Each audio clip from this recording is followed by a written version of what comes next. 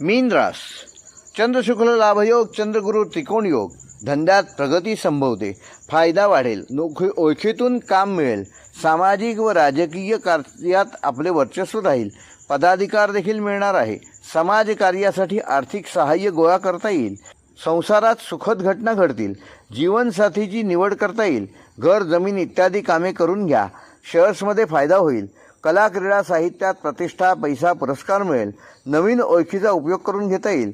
थकबाकी वसूल करा. संशोधनाच्या कामात यशस्वी व्हाल.